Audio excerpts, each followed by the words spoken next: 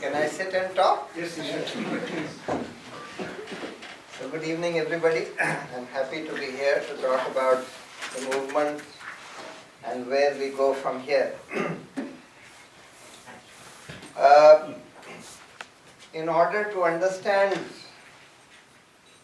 why this anti-corruption movement got so much traction that it did and why it evoked the kind of response that it did in India, we need to first understand why corruption has grown so much in India.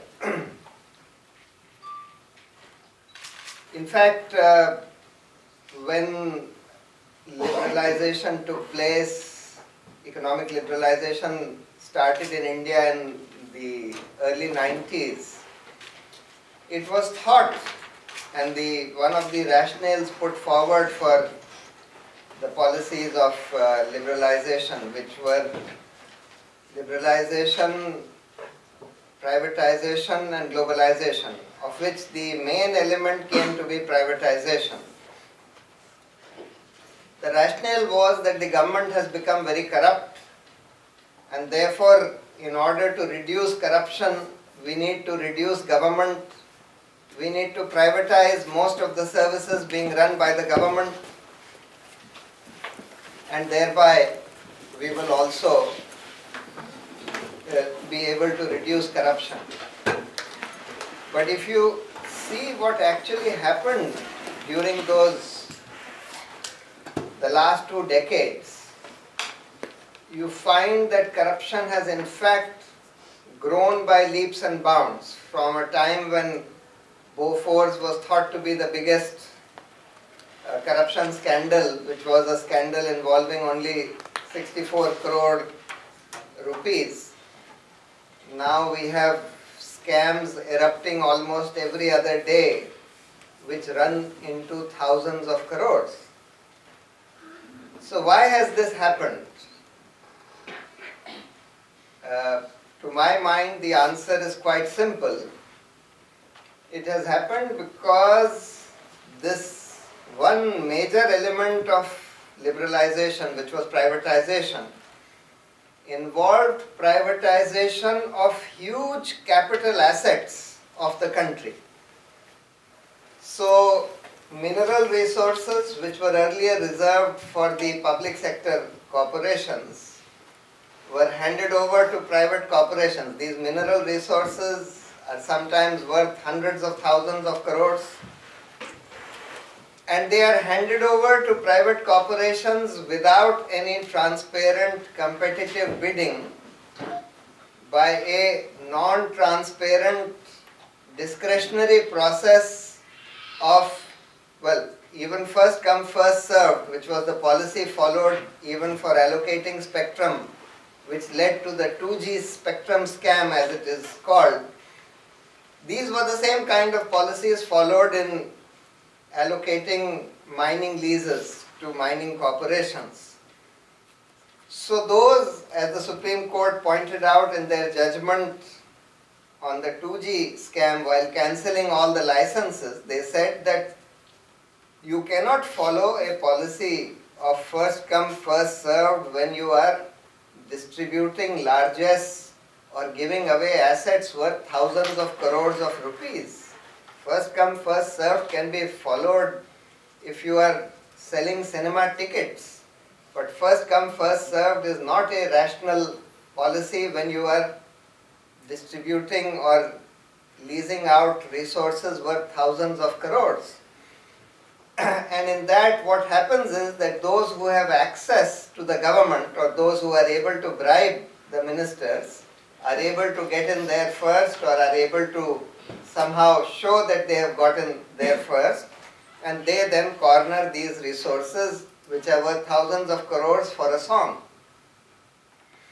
So when you have a situation where you are really handing out capital assets of thousands or tens of thousands of crores, whether they are mineral resources, whether they are spectrum, whether it is land, and you are doing it without any transparent process of open bidding, and doing it either by first come first served or arbitrarily using your discretionary powers, then there is a huge incentive which is created for corruption, which is what happened and which is what has led to all these scams.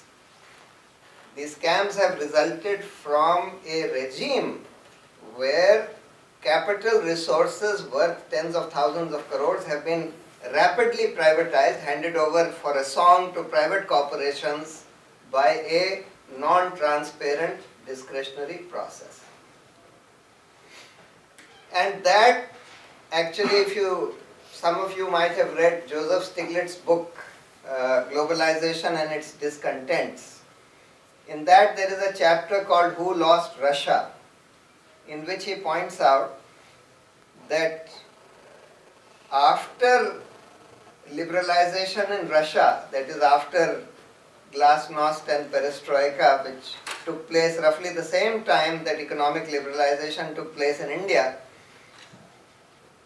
Russia suddenly became a thoroughly corrupt, failed state being ruled and run by a corrupt mafia.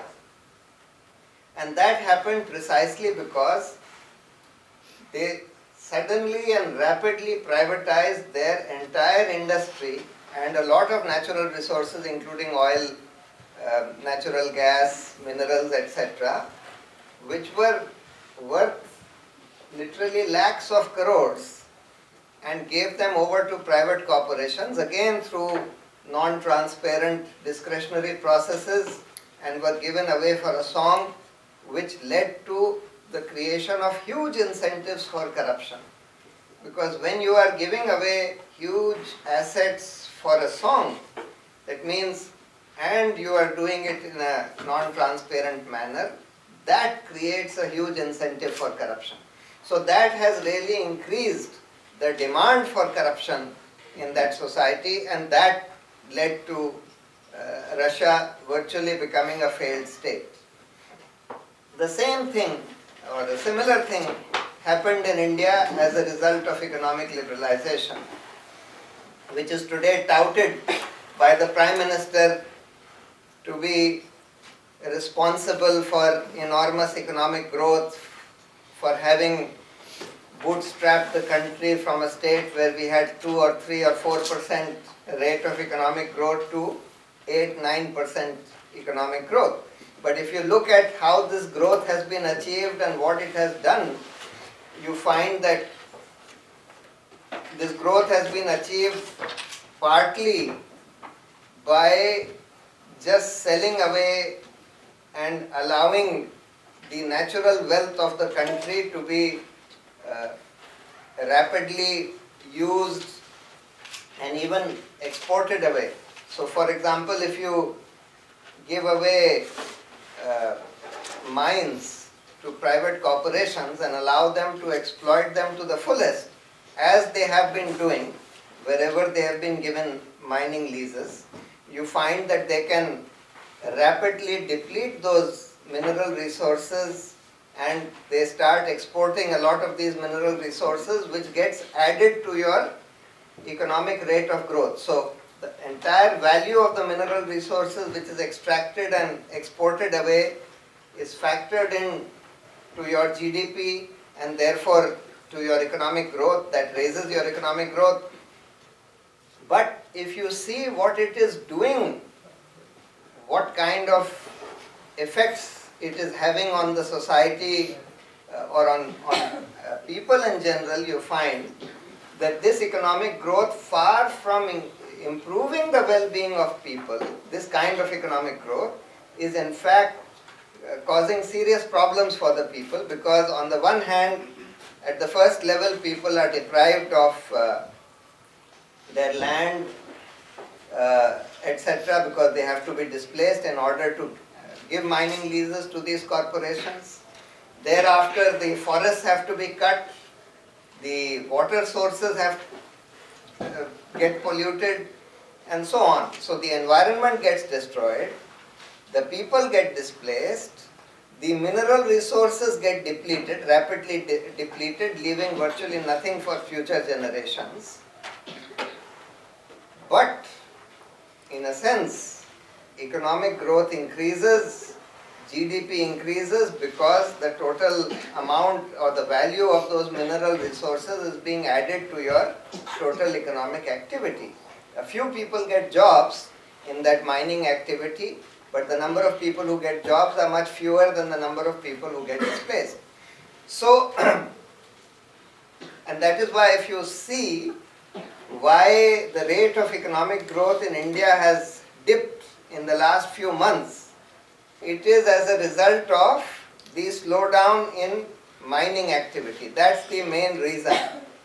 In fact, I recently happened to look at Manmohan Singh's PhD thesis at Oxford University, and the title of his thesis was India's Export Performance 1951 to 1961, and the main thing in his dissertation was that India's export performance has not done so well because there hasn't been much growth in the export of minerals, which has a lot of potential for growth.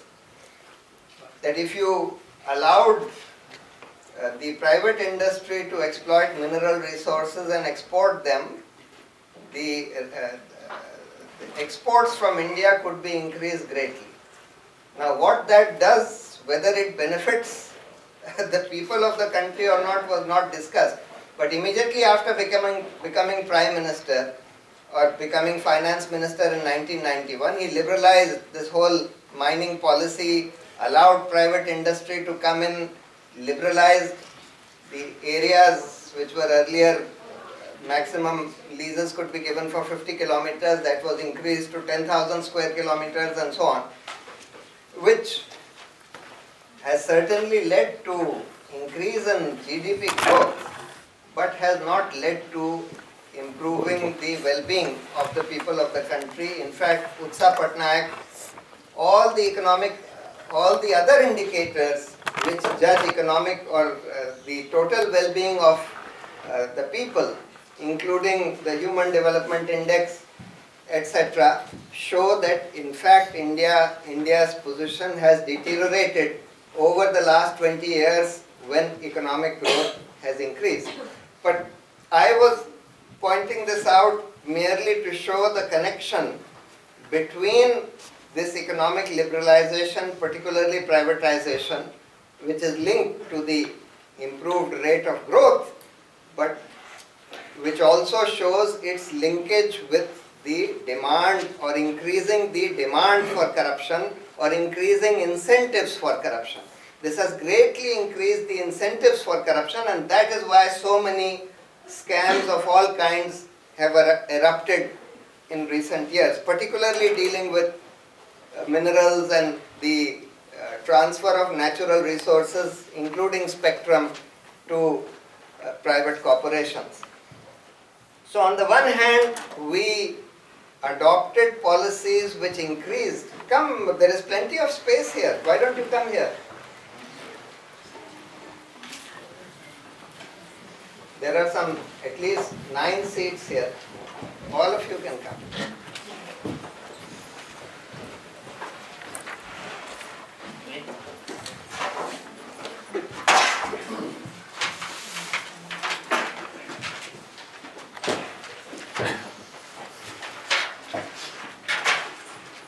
On the other hand, you see, on the one hand, we have adopted policies which greatly increased incentives for corruption. And on the other hand, we allowed our anti-corruption agencies to become more and more dysfunctional. So if you look at which are the anti-corruption agencies in India, you have the CBI, which is the main investigative agency to investigate corruption. Then you have the judiciary, where all these corrupt people have to be tried. If you want to send them to jail, eventually you have to try them through the judicial system. And then you have an institution called the CVC, the Central Vigilance Commission, which looks after corruption or in the bureaucracy. Now, so far as the CBI is concerned, one major problem with the CBI was that it is controlled, administratively controlled by the very people which it is supposed to investigate. So since corruption is normally done by either ministers or the bureaucracy, they are the persons who make these policies, take these decisions, and therefore they are the persons who need to be investigated. But they are also the persons who have administrative control, who decide transfers, postings, promotions, disciplinary matters of CBI officers. For example, currently there is this issue of whether Mr. Chidambaram, who is the Home Minister, needs to be investigated for his involvement in the 2G spectrum scam. We have filed an application which is pending in the Supreme Court. The problem is the 2G spectrum scam is being investigated by the CBI. Now all the officers in the CBI are Indian Police Service officers whose cadre controlling authority is the Home Minister himself, which means that Chidambaram decides transfers, postings, disciplinary matters of all these CBI officers, and therefore how can they independently investigate him? So this has been the basic problem with the CBI, and that is why we find that the CBI is used and often used by the government. For example, today both Mayawati, that is the Bahujan Samaj Party, as well as Mulayam Singh, the Samajwadi Party, are supporting the central government in whatever they want.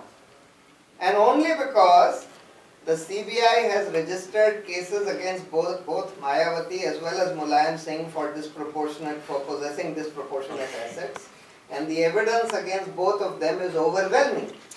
But yet the CBI is not pursuing those cases, not filing the charge sheets against them, but keeping that sword hanging. So the central government uses its control over the CBI to just pressurize and terrorize whoever they want into submission. And that is why, even though both these parties are deadly opposed to the Congress party, but yet they have no courage to really destabilize or bring down this government, because the moment they decide to do so, the very next day charge sheets would be filed and their leaders would be arrested, because the evidence against them is overwhelming, and yet they are not being arrested. So that is the main problem with the CBI. So far as the Central Vigilance Commission is concerned, it has been granted statutory status, which means that it enjoys functional independence, which means that the government does not enjoy disciplinary control over officers of the CVC. It enjoys some control, though, over the top people in the CVC.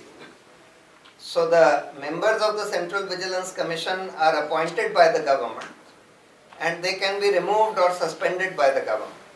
So that's the total extent of control that the government enjoys over the CVC, as a result of which even that the government has been successively appointing weak and pliable bureaucrats to head the Central Vigilance Commission.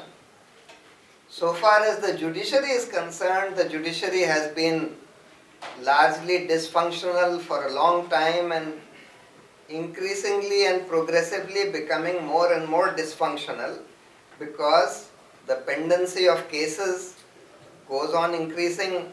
The number of cases which are pending in the courts now run into crores, which means that your average case, even an anti-corruption case against a person, takes years to be decided, sometimes decades to be decided, during which time all these people usually get out on bail. Even in the 2G scam, most of the people are out on bail, and the remaining will also come out on bail soon.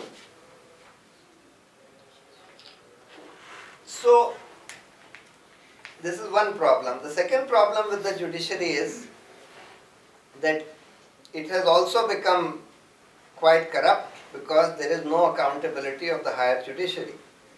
While the lower judiciary, that is the district courts and below, are accountable to the high courts, but the high courts and the Supreme Court judges are not accountable to anybody.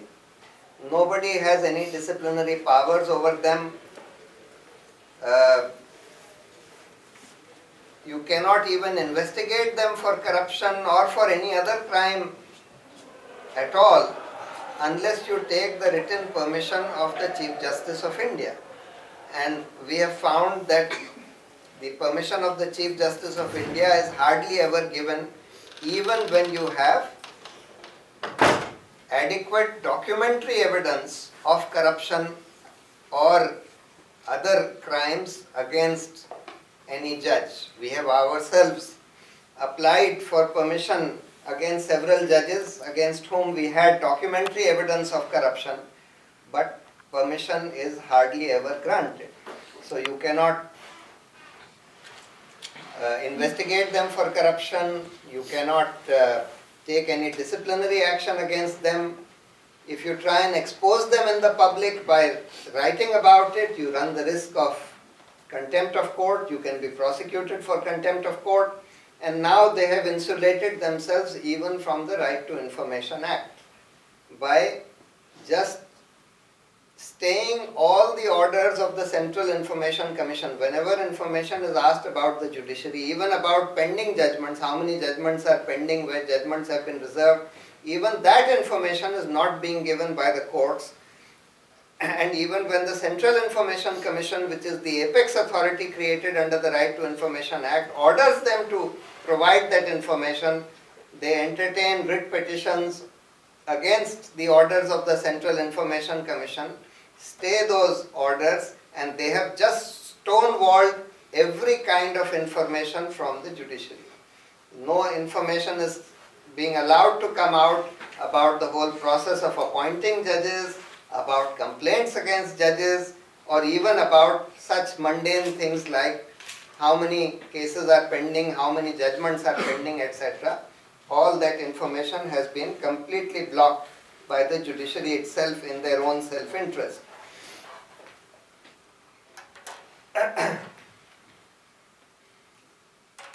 Now, as a result of this, that is, as a result of adopting policies which on the one hand create huge incentives for corruption, on the other hand allowing the anti-corruption agencies to become increasingly dysfunctional, naturally corruption had to increase. And the impact of corruption is not merely that huge amounts of finances which could be used for public welfare disappear from the public exchequer. The impact of corruption is much, much worse than that, because as a result of corruption, the government adopts policies which are completely against public interest, merely because those policies offer them greater scope for taking bribes or for making money. For example, the government today is pushing nuclear energy. It's being pushed in a very, very strong way, even to the extent that they have recently cut off even water supplies to the villages and the towns which are supporting the struggle against the Kudankulam nuclear power plant in Tamil Nadu. Even water supplies have been cut off in order to browbeat and bulldoze these protesters into submission. And this whole expansion for nuclear power, this Jaitapur power plant which is being set up in Maharashtra, is a 10,000 megawatt plant which is going to cost 2 lakh crores. That is 4 times the cost of a thermal power plant of the same capacity. If you were to set up a coal-based power plant, it would cost only 50,000 crores as opposed to 2 lakh crores. But this reactor for this Jaitapur power plant is proposed to be imported from France. Again, in a totally non-transparent, non-competitive process. There is no bidding, there is no transparency about this deal whatsoever. One fine day the Prime Minister just goes and signs a deal with Sarkozy that we will import this reactor at an undisclosed cost, which is believed to be 2 lakh crores. Now, therefore, if the incentive or the engine which is driving this headlong push towards nuclear power is the fact that you will give such huge contracts worth lakhs of crores, in which even if you get a 10% kickback, it will be in tens of thousands of crores, and as a result of this incentive for getting huge kickbacks, you are promoting a very dangerous, a very expensive and a very dangerous kind of energy supply, then the baneful impact on public interest as a result of this shift in policies is much more than the fact that 1 lakh or 2 lakh crores have disappeared from the public exchequer, which could have been otherwise used for much more useful public welfare schemes. So this is the second impact. And the third impact of corruption is that it ends up creating corrupt mafia type individuals and corporations, like for example the Reddy brothers in Karnataka, who were the mining barons of Karnataka, who controlled virtually all mining activity in Karnataka, as a result of which they had made tens of thousands of crores, perhaps lakhs of crores, and using and leveraging that huge money power that they had acquired by corrupt means, they were able to buy off virtually all the MLAs, as a result of which even the chief minister of their own party was helpless before them, and once when he tried to remove them, they were able to take away the majority of the MLAs and force the chief minister into submission. So it was in this backdrop that this anti-corruption movement started, and the demand of this movement was very simple, that create an independent, empowered and accountable institution which will be able to investigate corruption at all levels and prosecute the corrupt. So this was the demand, and therefore a bill was drafted and presented to the government that we want to set up this kind of institution which is required to ensure that if any official, high or low, of any department indulges in any kind of corruption, that he would be credibly investigated, and if found to be actually involved, he will be prosecuted, and that the prosecution will go through within a reasonable time in the courts. So one of the provisions of this bill also was that as many special courts will be set up to try corruption offences as are required by the Lokpal, in order to ensure that corruption cases at least get decided within 1 year, within a maximum of 1 year. And that as many investigators would be appointed by the Lokpal as are necessary to ensure that all corruption cases get investigated within 6 months. So in order to do that, it was necessary to provide 3 kinds of independence to the Lokpal.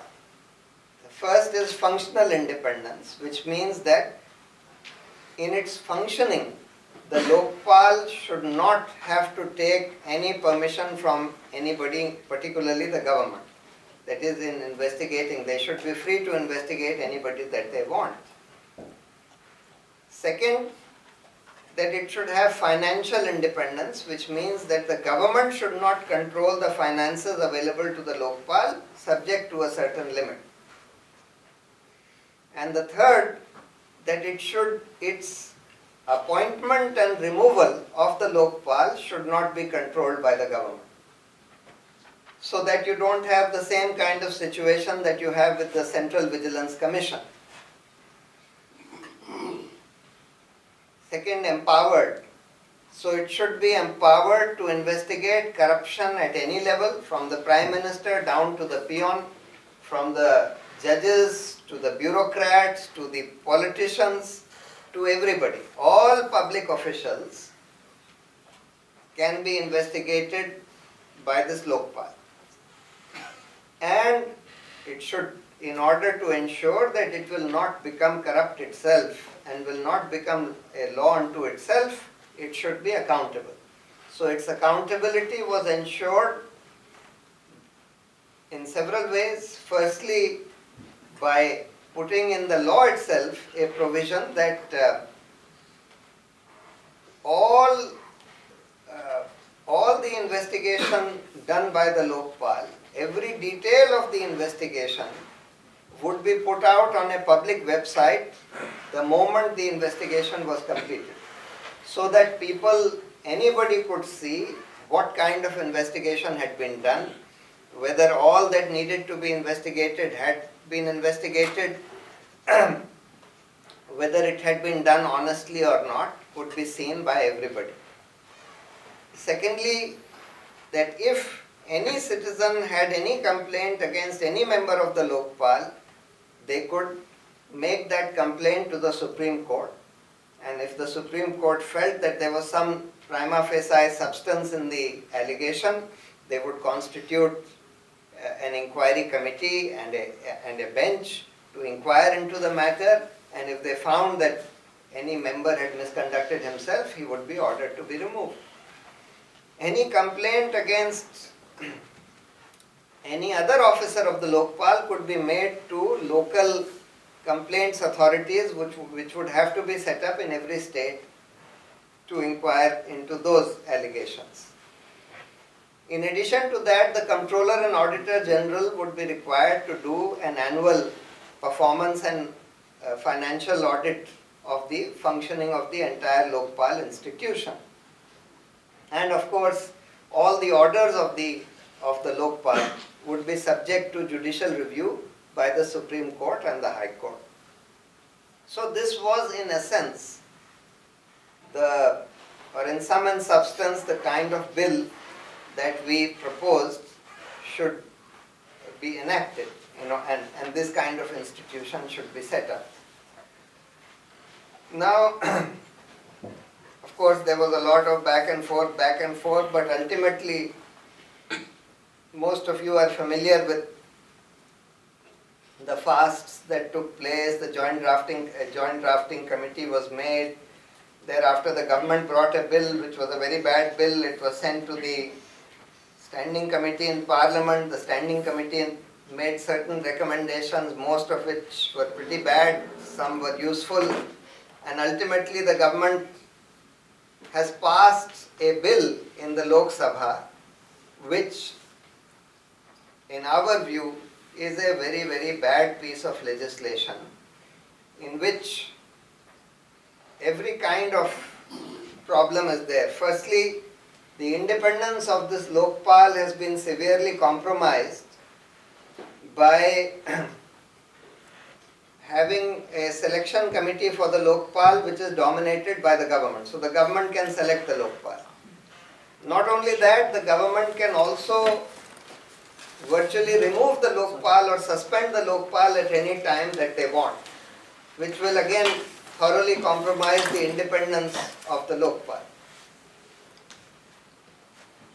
The financial independence is also compromised because the government will decide the budget of the Lokpal. Then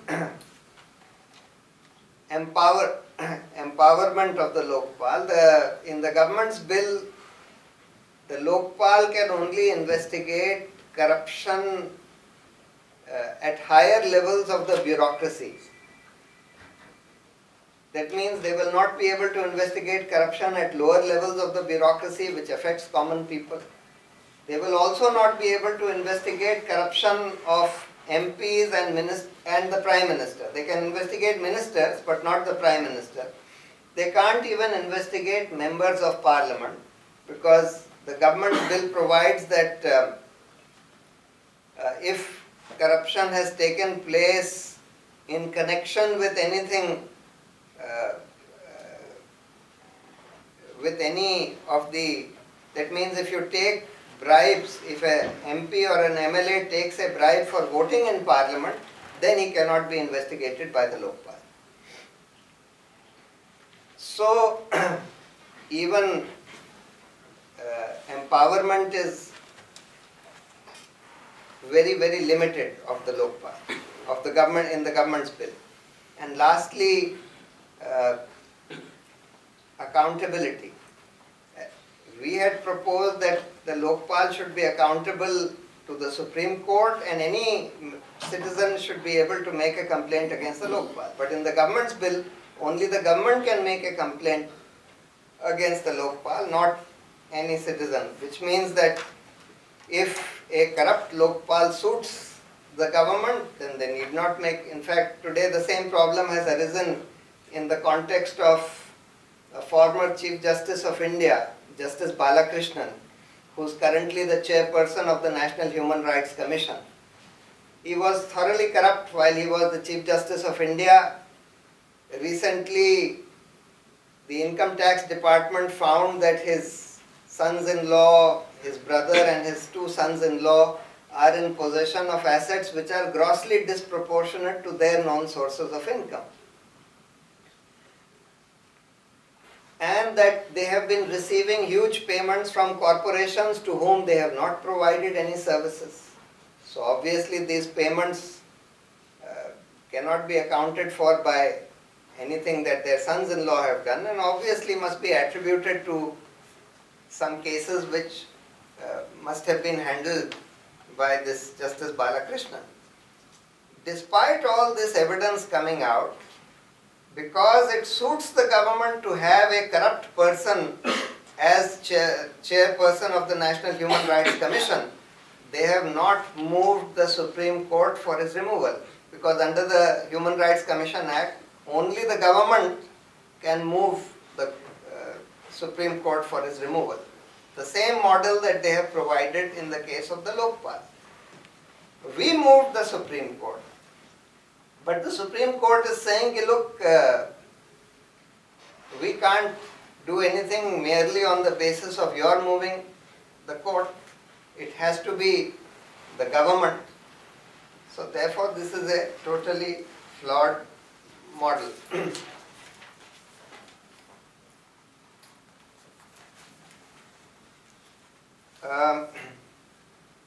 The government's bill was passed in the Lok Sabha as the government wanted. Several parties moved some amendments which were all defeated. But in the Raj Sabha, where the government did not have a majority or had fewer numbers, when the matter came for voting in the Raj Sabha, and the government found that some of the amendments suggested by some of the political parties, and in particular the amendment which said that the entire bureaucracy should be within the investigative ambit of the Lokpal and that the CBI should be brought under the jurisdiction of the Lokpal. This is one of the things that we had been asking for, that the CBI should be brought under the Lokpal. So when the government found that that amendment is likely to be passed because those amendments are supported by all the opposition parties which had a majority in the Raj Sabha, they disrupted the proceedings of the Raj Sabha in the previous session, in the winter session, and did not allow voting to take place. Now, in this session, it is scheduled for being discussed again. But even if these two amendments are passed in the Raj Sabha, in order for this bill to be passed, the matter will have to go back to the Lok Sabha, where the government is not likely to accede to it, and they will call a joint session of the two houses, the Lok Sabha and the Raj Sabha.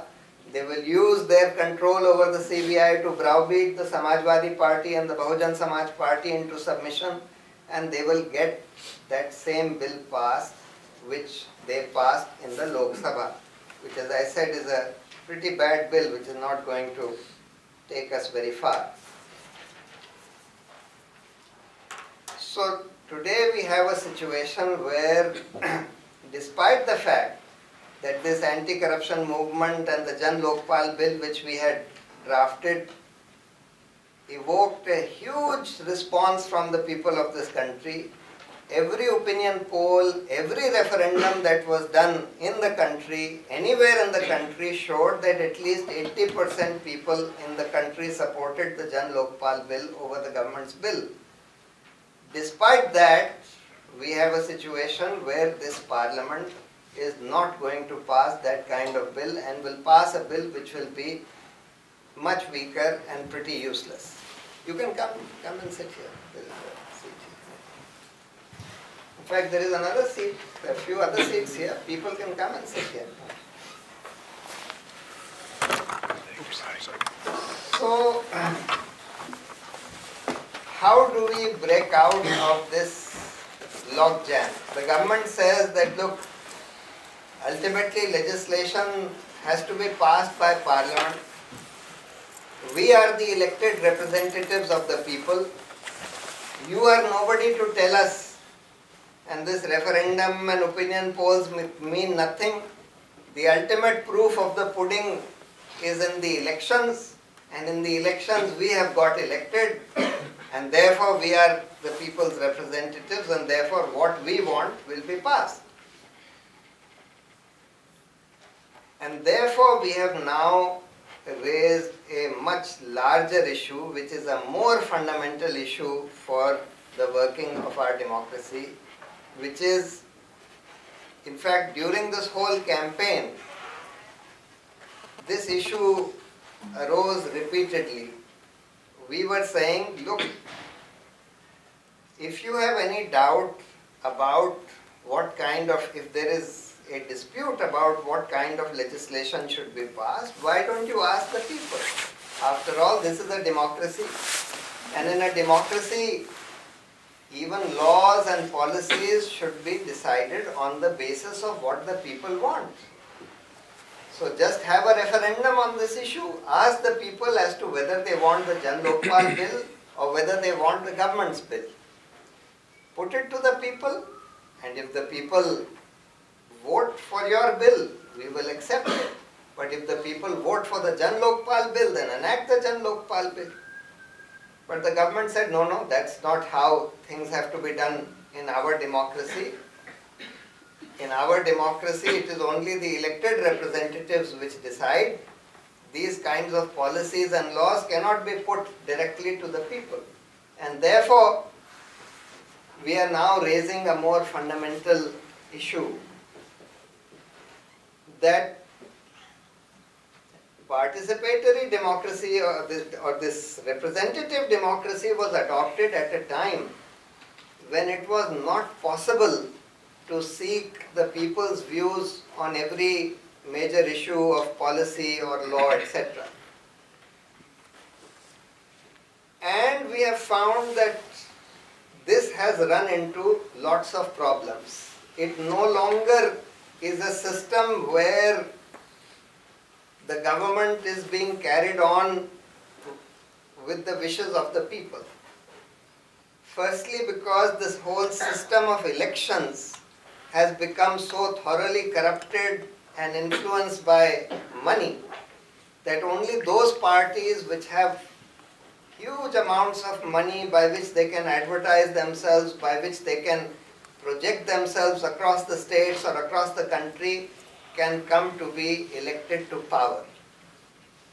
And in fact, any political party consisting of people who are selfless people working in public interest, who are not corrupt, and therefore who do not have so much money, are unable to get elected because they are not seen as credible players in this game of power. I mean, in this last election, in the UP elections, I voted for a candidate from a party called the CPI-ML Liberation, which has recently won the student union elections in Jawaharlal Nehru University. All the posts have been won by this organization or this party or candidates of this party. But in the UP elections, I voted for this candidate because I felt that he was the best candidate or candidate of a party which was relatively the most selfless and committed to public welfare. But unfortunately, that candidate got only 125 votes. Now, in the previous election, I myself had voted for Mayawati's party because at that time we thought that we must get rid of Mulayam Singh Yadav and his party, who had unleashed a lot of criminals, and there was Gunda Raj in UP. Therefore, in order to get rid of them, I thought that the party which is best suited to defeat the Samajwadi party was the Bahujan Samaj party, and though I knew that they were